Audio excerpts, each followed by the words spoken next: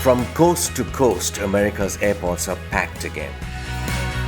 First, federal mask mandate was lifted, then came spring break, then graduation week, and travel is back with a bang. I am Nirmal Ghosh, the Straits Times US Bureau Chief, and I am about to embark on an iconic road trip from Los Angeles north up this Pacific coast with its fabulous scenery and really interesting history so different from the East.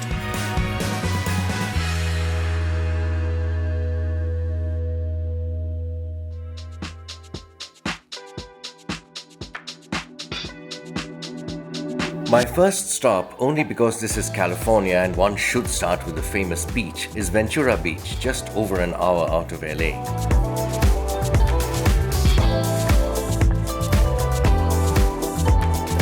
This has the look and feel of an old beach town and for decades has been the playground of Hollywood and entertainment celebrities.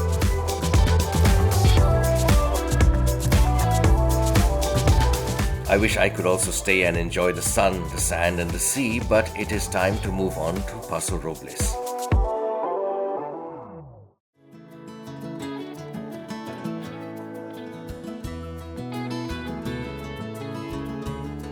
Many vineyards here at Paso Robles offer wine tasting. But remember, while you are tasting wine here and there, do not drink too much. The United States has very strict DUI laws, that's driving under the influence.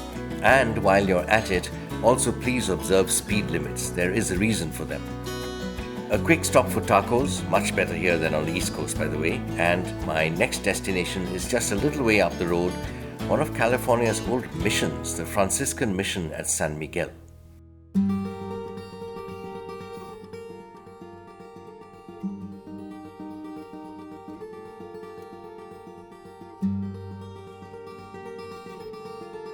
This remarkable Franciscan mission dates back to 1797 and is a National Heritage Site. It is amazing to walk among these walls and imagine what this place must have been through. The entire coast is filled with these old missions, a legacy of Spanish colonial rule. California was for about 300 years considered a part of Spain's North American colonies, and it was actively settled for the last 130 of those years and ruled out of Mexico. Until in 1846, American settlers rose up and declared an independent California Republic. There is a very dark history here, of course. Indigenous people were subjected to forced conversion.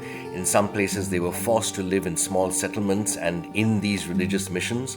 There are 21 of these established between 1769 and 1833 by Catholic priests of the Franciscan order to evangelize the Native Americans. But my next stop is positively festive, and that is Monterey.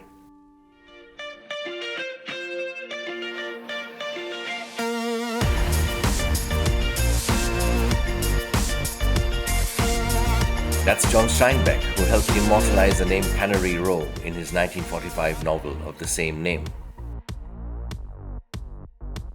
Today I am passing on the pancakes and waffles and headed for Monterey's world-famous aquarium. Admission here for adults is $49.95, for a child from 5 to 12, $34.95, and children 4 years old or younger get in free. And it is best that you buy tickets online in advance because they are always in demand. This is an incredible aquarium. You could spend hours here inside there exploring the different trophic levels of the sea. It's the closest you can get underwater without being an actual diver. This entire bay behind me is protected, and you can see otters here. A few minutes ago they saw whales. I highly recommend this place for children. It's an incredible experience, beautifully displayed, very well kept, very well maintained. My next stop is Point Lobos State Natural Reserve, just a short drive from Monterey.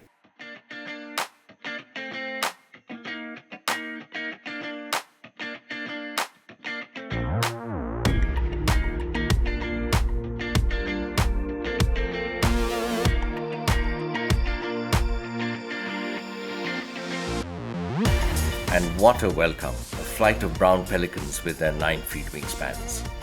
It costs just $10 per vehicle to get into this little park on cliffs overlooking the Pacific Ocean. On weekends, you have to hunt for parking space, but otherwise, the park is not so small that it is ever really crowded. It's not a tough hike, it's more like a walk. It's a very, very moderate hike. And it's a small park, so you can walk around it, but you need 2-3 hours to make the most of it. It's very windy, it can get chilly. Even in summer, it can get chilly because it's quite windy. I am on the famed Cypress Grove Trail. These cypress trees are old and ancient. They stretch as far as my eye can see. Cypresses can live hundreds of years and used to be much more widely distributed, but around 15,000 years ago retreated to this coast as the climate changed. And this is one of only 2 naturally growing stands of Monterey cypress trees remaining on the planet. I hope I've been able to show you why I keep coming back to this place whenever I'm in the area. It is such a gem. You can walk for hours along the coast, you can go into the woods, you can see deer and other kinds of wildlife. It's absolutely a wonderful place. I have one last sight to see before tonight, and that is the sunset from Carmel-by-the-Sea, also a short drive from Point Lobos.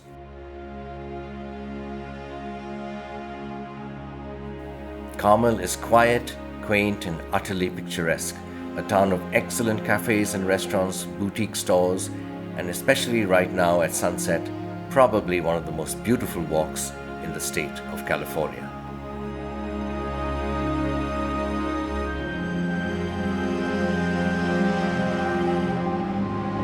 Let me leave you with this as I say goodbye, and thank you for being with me on this wonderful road trip.